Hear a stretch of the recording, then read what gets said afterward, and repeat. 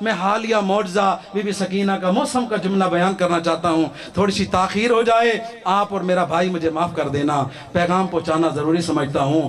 ابھی روزہ be be Sakina کا پہلے تنگ تھا، اب نئی زری بنی ہے. صحن بڑا وسیع ہو گیا ہے، اس کے پیچھے بڑی داستانیں ہیں، اس کے پیچھے بڑے معجزات ہیں. آج دنیا ایسے نہیں جھکتی، کربلا سے بھی معجزے ہیں، شام کے زندان سے بھی معجزے ہیں. حسین بھی لوگوں کو کھینچ رہے ہیں، حسین کی بیٹی بھی اپنی کرم نوازی سے لوگوں کو اپنی طرف متوجہ کر رہی ہے. علماء کہتے ہیں حرم بی بی سکینہ کا توسیع کر رہے تھے، سب نے جگہ دے دی. ایک یہودی کا گھر تھا، اکٹھے ہو کر عبد خدا حسین کی کریمہ بیٹی کا روزہ ہم توسیع کر رہے ہیں، یہ اپنا گھر دے دے، اس کے بدلے تجھے دمشق جو جائیداد کہے گا دیں گے. کہا نہیں میں اپنی جائیداد نہیں فروخت کروں گا، شریعت کا مسئلہ ہے، زبردستی کسی کی چیز پر آپ کچھ نہیں بنا سکتے. کام ہوتا رہا. یہودی کا گھر بی بی کے حرم کے صحن میں تھا. کچھ دنوں بعد علماء نے کہا بی بی ہم نہیں لے سکتے، اب آپ جانیں اور یہ بندہ جانے. بس زیادہ اور بڑی تیزی سے عرض کر رہا ہوں. اس یہودی کے گھر بچے کی ولادت کا وقت قریب آیا، زوجہ کو لے کر ہسپتال گیا. دمشق کے ہسپتال کے بڑے ڈاکٹر نے کہا بیوی تیری کی کنڈیشن یہ ہے، یا بیوی بچے گی یا بچہ بچے گا، یا دونوں مر سکتے ہیں. دل کو تکلیف ہوئی. جب تکلیف ہونا یہ ہستیاں بڑی یاد آتی ہیں. وہاں سے ہسپتال سے روتا ہوا نکلا، میری بیوی مر جائے گی، میرا گھر کا نظام ختم ہو جائے گا، پہلا بچہ ہے مر جائے گا تو میں کیا کروں گا. شرم کے مارے میں تو لفظ ہی پڑھ سکتا ہوں نا، بیوی کے روزے پر نہیں گیا، گھر کے سامنے کھڑا ہو کر سر جھکا کر کہتا ہے تو کریم کی بیٹی.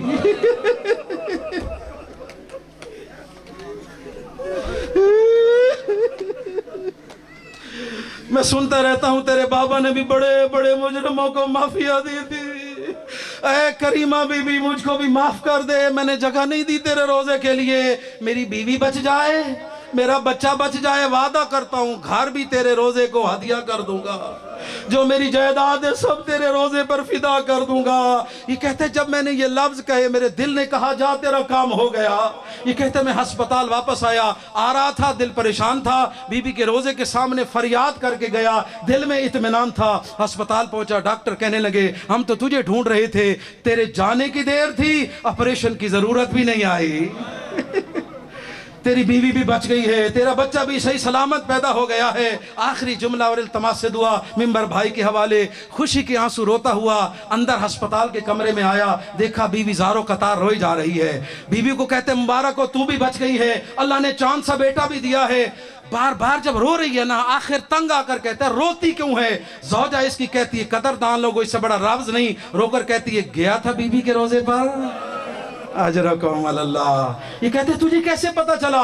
کہا جب تو نے وہاں ارادہ کیا، ایک 4 سال کی بچی میرے سرانے آ کر کھڑی ہو گئی، میرے سر پر دست شفقت رکھ کر کہا اے یہودی کی زوجہ پریشان نہ ہو، تیرے شوہر نے مجھے کہا ہے، میں نے بابا حسین سے اجرکم اللہ کہا ہے پریشان نہ ہو، تجھے کچھ نہیں ہوگا، تجھے کوئی تکلیف نہیں ہوگی، تو بھی بچ جائے گی، تیرا بچہ بھی بچ جائے گا. یہودی کہتا ہے پھر روتی کیوں ہے. کہا دکھ اسی بات کا ہے کئی 100 سال کے بعد جب بچی میرے سامنے تھی، چہرے پہ تماچوں کے نشان، کفن کی جگہ میلا کرتا، ہاتھوں میں رسیاں. میں نے پوچھا بی بی تیری حالت کس نے کی. رو کر ایک جملہ کہا جس نے میرے بابا کا گلا کاٹا وہی مجھے کربلا سے شام تک تماچے مارتا رہا.